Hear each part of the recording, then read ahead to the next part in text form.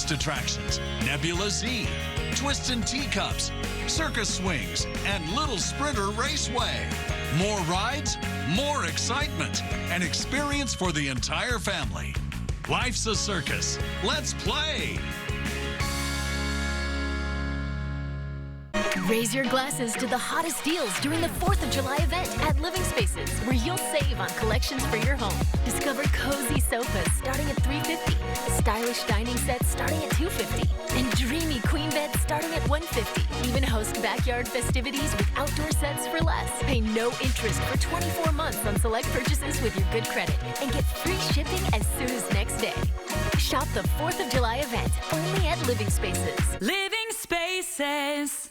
It may not sound like it, but this is actually progress at 225 miles per hour. Shell Renewable Race Fuel, reducing emissions by 60% in all NTT IndyCar Series races.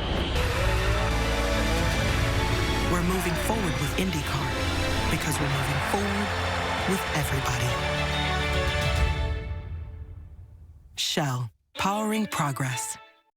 Leslie Sykes, Eyewitness News Mornings.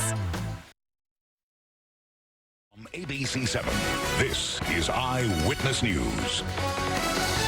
A family in Paramount still pleading for help in finding the person who shot and killed their loved one. Welcome back. I'm Jory Rand in for Mark Brown. I'm Giovanna Lotta. You're watching Eyewitness News at 5, live on ABC 7, Hulu, and wherever you stream. New here at 5. Family and friends of a young Paramount man are turning to the public for support. The family's 23-year-old grandson was found dead in his car last month. He had been shot to death, and as Eyewitness News reporter Annabelle Munoz explains, loved ones now remembering his service to their community. For more than 6 years, 23-year-old Eleazar Acosta, who went by Eli, helped run this fireworks stand to raise money for the Paramount Lions Club. He was a people person. He knew how to socialize and he knew how to make people open up.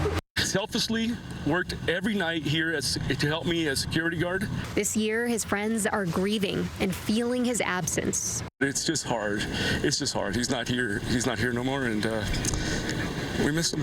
Authorities say on June 14th, Acosta was found dead in Compton after being shot. Acosta's girlfriend told Eyewitness News he dropped her off at home in South LA around 2 a.m. after making food deliveries together. She believed he made it home to Paramount until she could not get a hold of him. His family says he was found in his car on Bullis Road near Rosecrans Avenue and Long Beach Boulevard by a nearby resident who says he flagged down a street sweeper operator for help around 3 a.m., saying Acosta was still alive. But investigators say the report came in around 6 a.m. The family is trying to piece together what happened over those 3 hours. They say authorities believe he was shot before his car came to a stop in Compton, but add they haven't gotten more clarity from investigators. The fact that he was shot under the circumstances that it occurred, it was very uncharacteristic of who Eli Acosta was. His friends and mentors say Acosta was devoted to community service, starting with the Leo's Club at Paramount High School.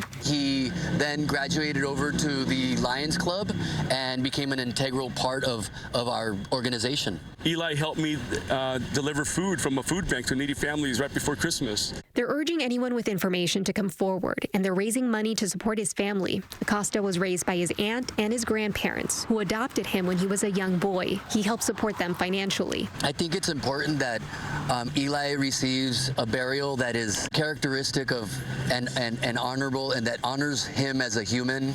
Annabelle Munoz, ABC 7 Eyewitness News. Annabelle, thank you. And yet another mass shooting in America, this time in Philadelphia. A man wearing a bulletproof vest and carrying an AR-type rifle killed a man in a house last night before then opening fire on the streets. 5 people were killed, seemingly at random, and 2 young children were injured. When the shooter surrendered to police, he still had multiple magazines on him as well as a police scanner. No word yet on a motive. And in Fort Worth, Texas, around a dozen people were shot following a neighborhood 4th of July festival. Detectives there believe this began as a fight between 2 rival groups.